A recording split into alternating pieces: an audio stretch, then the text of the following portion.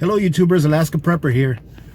As you can see on the title of the video, I wanted to talk to you guys about why I think that one of the best things I ever did was to move to Alaska and decide to settle down here.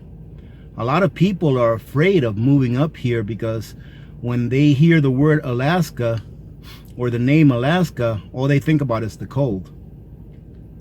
Well, cold is just like heat. Well, it's the opposite of heat.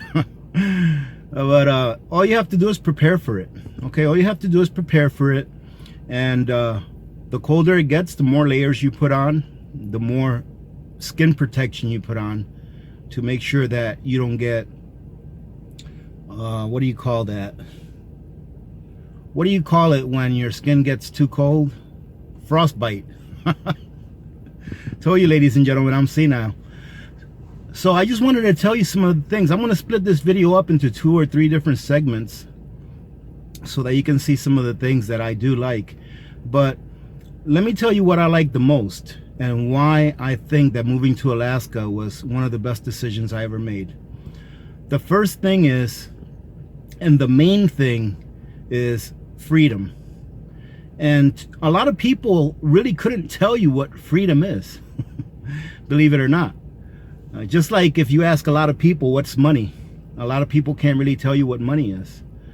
But for me, part of the freedoms that you get here in Alaska, or in some parts of Alaska, because it's not inclusive to all of Alaska, and I think the most important for me is that you don't have to ask permission to do some things. For example, where I built my home, or still in the process of, as you can see, that second floor up there still needs some, well, actually the second level of my home and the first level, I still need some fascia, all right, on the boards up there. So I didn't have to ask permission to build this home. I bought this land from the state at a pretty reasonable price, and once the contract was, I would say, nullified or finalized, not nullified, but finalized by the state, saying, yes, this land is yours. Now you get the privilege of starting to pay us taxes. All right. That kind of freedom doesn't exist in very many places, not having to pay property taxes. However, in Alaska, it does exist. And that's one of my goals, and my wife's goals, is to be able to move to a part of Alaska where there are no property taxes no matter what. So probably about 40 or 50 miles north of Fairbanks, you exit what's called the North Star Borough. So in this area here, the North Star Borough is really big, right? It encompasses a lot of square miles. But about 50 miles north of Fairbanks, you exit the North Star Borough. And all of the land north of that line, you don't pay any taxes, but that comes at a price as well, because there is absolutely zero services up there. Okay, so there's no plowing of side roads, there's no electric service, there's no water service. You're on your own. Okay, pretty much on your own, right? And a lot of people that live in that area have satellite phones for emergencies, because I'm not sure, I haven't tried using my phone up there. I've been up, you know, past that area a few times since I've been here, but I've not really tried using my phone. So I'm not even sure if you get phone service up there. So that's one thing that's nice. I'm not sure about other states, if other states have land like that where it's not within a borough or a county and you're not susceptible to paying taxes, but I know that that does exist here in Alaska. And one of my goals is to be able to buy a piece of land up there, which is relatively inexpensive. Okay, so I was taking a look online the other day at Alaska DNR, Department of Natural Resources. They have what's called an over-the-counter land sales, and you can buy land directly from the state. You can actually buy the land right from the state on the internet. You can go take a look at the land. You can decide, yep, I like this land. You can buy it from the state right from your computer, and they'll mail you the contract. You sign it, and then they'll finalize the contract and say, this is your land now. All right, so my goal is to be able to get some land, and I think I saw a 20-acre parcel up there for, I think it was like $12,000. And one of the nice things about it is that applies to veterans is that if you're a veteran, you have a once in a lifetime 25% off, I guess you can call it coupon or rebate or whatever you want to call it. But once in your lifetime, if you're a veteran, you can buy land from the state and they will deduct 25% from the price. And I did not use that benefit when I bought the piece of land that I have here. But when I buy a piece of land north of the borough, I would definitely be using that benefit. So for example, I would be able to get that 20 acres I was talking about. Instead of $12,000, I'd be able to pay $8,000 for it. So that's an excellent deal. However, there are limitations on what land you can get depending on what kind of transportation you require to get there. Some land are landlocked, and of course you still have a right of way, but there's really no roads, and you would have to take either snowmobiles or four-wheelers to get there. Some land that are by like a large lake, you can land a float plane on there, which is not for me. So it's a matter of finding the right piece of land for you. Personally, I would like to have a land near a lake, and if you have to take a 4x4 or a four-wheeler or a snowmobile to the piece of land, I wouldn't mind doing that. It makes it a lot more challenging for building, but that's the price you have to pay. But getting back to one of the main reasons that I am very happy that I moved here is that when you build a home in this area, at least the area I'm in, you don't have to get 50,000 permits. And I know I'm being facetious when I say 50,000 permits, but you don't have to get any inspections. You don't have to get any permits. You don't have to get any kind of waivers for anything. If you want, you can build whatever you want. All right, you're gonna get taxed on it, but you can build whatever you want. So what I've done is I've actually sat down with the person that assesses properties in this area and asked her, what will my taxes be if I do this? Like before I built the deck in the back of my house, I asked that lady, I called her and I says, this is going to be the size of the deck. This is what I'm going to use. How much are my taxes going to increase if I build that deck? She told me, and then I made the decision that, okay, we can build a deck. All right. And I also asked her, how much is it going to cost me in taxes to build a garage? I told her what size and everything. She told me, and I said, I'll never build a garage. I will never build a garage on this property because I will end up paying the state or the county back in taxes within about 10 years what it would cost me to build a garage by myself. Okay. But a lot of people may not like that there aren't any building codes in this area because they may not trust themselves. And one thing that I've figured out about building a home yourself is that you usually tend to overbuild. Like for example, when I was pouring my footers for my pillars on my house, we only have to go down like 2.5 feet here in this area, okay? Because I have really good topsoil. So on my property, I have about 13 feet of topsoil, which is excellent, all right, for drainage and excellent for frost line. So there's no thermofrost under my land. There's a little bit of thermofrost under this side of the house, the one that you're looking at now, the addition that I put in, that wing, very small amount, but I'm taking precautions with that. I've taken precautions for that by putting in twice as many pillars as what I needed to put in for the weight. So I overbuilt it by a factor of 2. So in addition to that, when I was pouring my footers, instead of just going 2.5 feet, I went like 4 feet. All right, so there's about 4 feet of concrete down into the earth instead of just going to what I needed to go to. So I've noticed that when you're doing it yourself, you tend to overbuild, which makes the structure stronger. Okay, now there are some things obviously that I could have done better, but the things that I could have done better are more of a cosmetic issue than a structural issue. All right, I made a mistake when I was building my roof on the other side of this house, on the other wing of the house. That's going to cost me about $1,000 to fix, and that's one of my projects that I'm going to do this year when the snow melts. However, live and learn. But it wasn't a huge mistake that would put the structurability of the house at stake. Okay, so but live and learn. So one of the main things and one of the reasons why I'm so glad that I moved to Alaska is that I get to control what I build, where I build it, right? And I get to control how much I spend on it. Maybe not 100% because I'm restricted by what the taxes will be on my property, dependent on what I build on it. But that is one of my favorite things about having moved to Alaska, is that I can control more of my own fate than voting someone in to control it for me. All right, so that's going to be it for this little segment. I'm going to go ahead and make a couple more videos that I'm going to attach together to this one.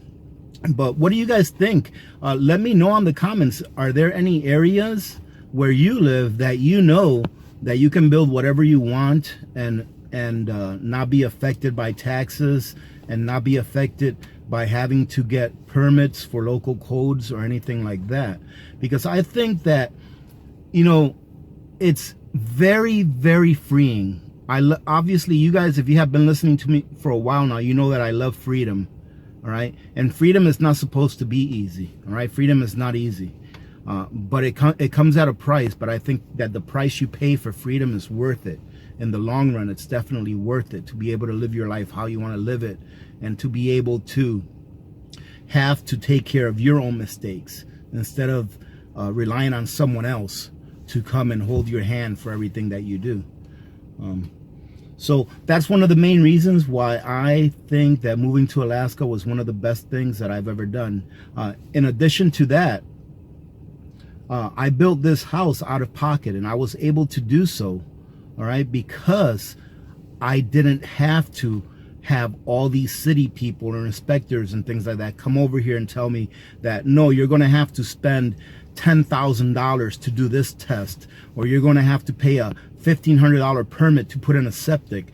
I actually built my own septic system, all right, out of some tanks that were on sale, some polyurethane tanks that were on sale. I actually built it myself, and I didn't have to have anyone out to inspect it or anything like that.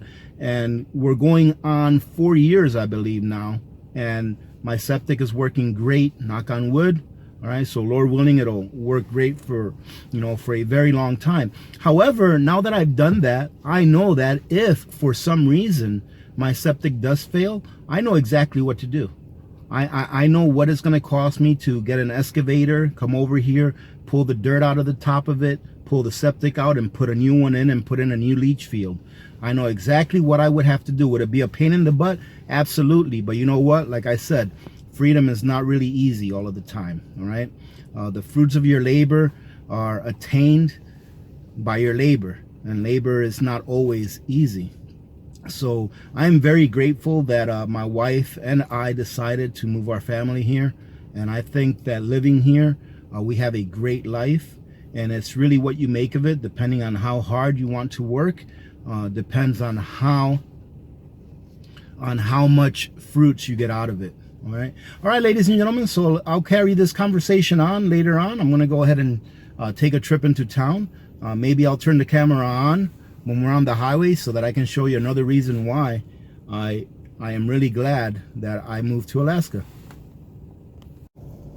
Ladies and gentlemen, this is another reason why I'm glad I moved to Alaska.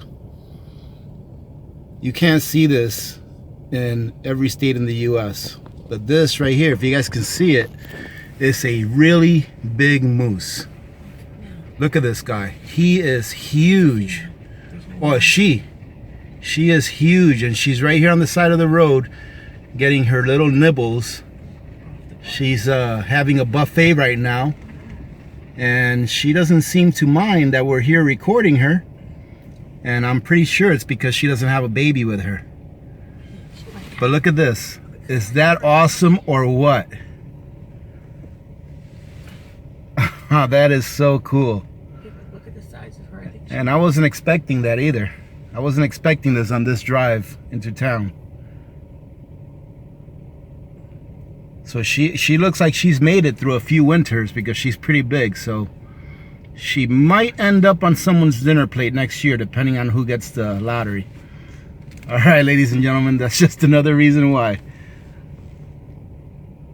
Another reason, ladies and gentlemen, why I really like living where I live, or in the area that I live at, is you can see it. It's about 10:30 in the morning, Saturday, and this is pretty busy. This is about as busy as it gets. Now, I'm not gonna lie, during the week, it does get a little bit busy during rush hour, I would call it, when everyone's headed home. But it's not nearly as busy as I've experienced in other states. However, here, I've noticed that a lot of people are not really in a hurry. Although some guy almost rear-ended me as I got onto the highway because he or she was in a hurry. But this is pretty easy going. And as you can see, the roads are actually kept up really good here. So for some people that think that if you come to Alaska, you're gonna have to have a snowmobile to get around, not necessarily, depending on where you live, obviously. But if you live in town or near town, you really can get by with a two-wheel drive. You don't even need a four-wheel drive. All right. So, and I was also thinking, ladies and gentlemen, I've talked to some people that think that it's really expensive to live up here. And it is, for the most part.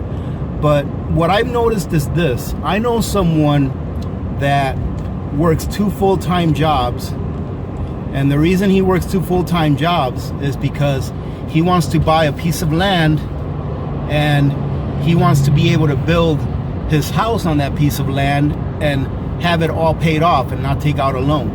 So it's possible. It's a lot better to do that for 2 or 3 years of your life than to be in debt to a bank for 30 years. You know, I guess it depends on the person, but me personally, I agree that if you want to be free or more free than most people in this country, that you would be willing to sacrifice a couple of years of working your butt off so that you can gain from that labor for the rest of your life by not having a mortgage or a payment to a system that is meant to keep you in debt. So, and jobs here are plenty. They don't pay the best. That's why, and the person I'm talking about is Victor. That's why Victor has 2 full-time jobs. But you know what? He works 2 full-time jobs because he's got a goal. Does he plan on having 2 full-time jobs for the rest of his life? No, but he's paying the price that he has to pay right now while he's young. That way, when he's older, he can do whatever he wants to do. So if you've ever heard the saying, you do what you have to do now so that when you get older, you can do what you want to do. All right?